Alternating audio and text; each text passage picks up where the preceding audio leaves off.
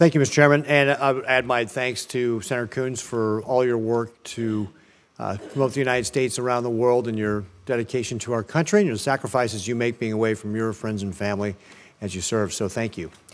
I'm going to hit upon a same theme that you've heard upon already with regard to the UN and the anti-Israel bias. Last year, the UN passed twice as many anti-Israel resolutions as all other countries combined.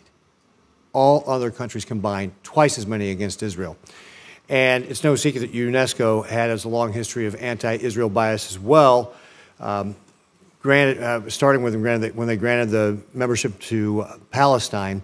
And we've covered already that the Biden administration is rejoining UNESCO to counter the malign influence of the PRC. However, the anti-Israel bias still remains. Since October 7th, UNESCO has routinely criticized Israel's war against Hamas, often with little or no context to the October 7th attacks, in which Hamas killed 1,200 Israelis and took 240 hostages. Specifically, UNESCO has routinely criticized Israeli targeting of educational establishments in Gaza despite Hamas's clear use of many civilian sites for military purposes. These public omissions leave out critical context and undermine support for our ally Israel. So, Ms. O'Donnell, I was gratified to hear you talk about in your opening remarks how you were going to push back against the anti-Israel and anti-Semitic biases in UNESCO.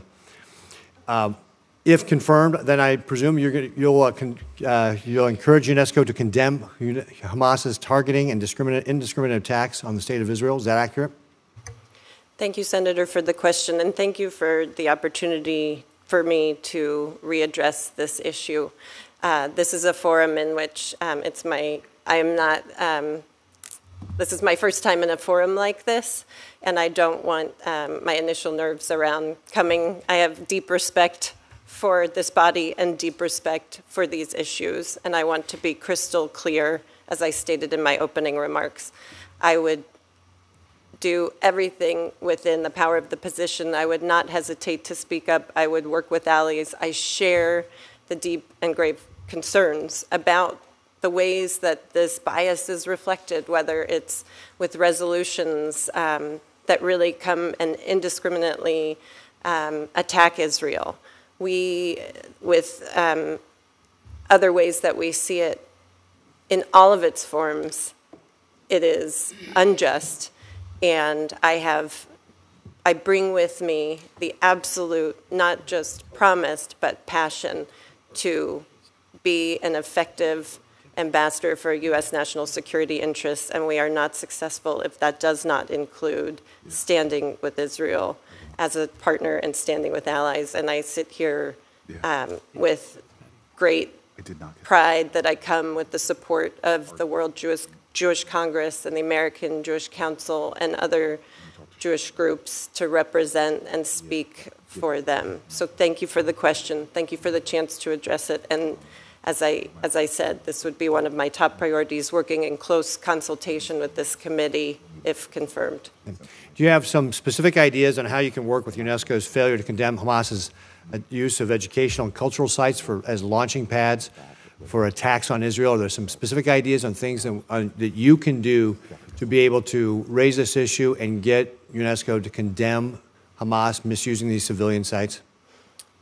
Thank you, Senator, for the question. Again, I share the concern and the disgust for the ways sometimes those inscription of heritage sites are used to erase the true national tie to Israel. And I think, as I said before, and Senator Coons has mentioned, it's about being in the room. It's about taking back that microphone. And it's about not just talking to our allies, but it's about talking to those who are uncertain and being forceful and defending the interests of Israel. I think, if confirmed, I take very seriously the role I would need to play, and I do that actively to advance these policies and to really look out for any action across any of UNESCO's mandate of activities that would be counter our interests or those of our allies and strategic partners. Great, thank you very much.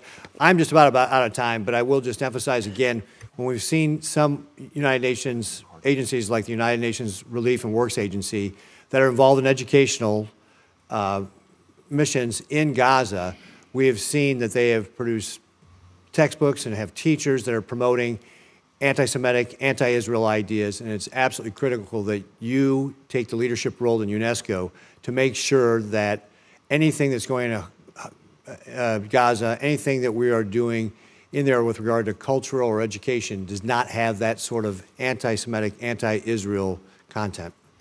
Thank you, Senator Ricketts, for raising that, the textbook example. And I think what you raise is exactly what, if confirmed, I would be charged to do, is to essentially, you know, be diligent about every way that we all know that hate and bias shows its ugly head in so many different ways, be it textbooks, be it heritage sites, be it resolutions, and there's no place for that in this world, and there's no place for that when representing the United States of America. And so I firmly commit to that and look forward to working with you and members of this committee on that. Great. Thank you, Ms. Waddell. Thank you, Mr. Chairman. Thank you, Senator Ricketts.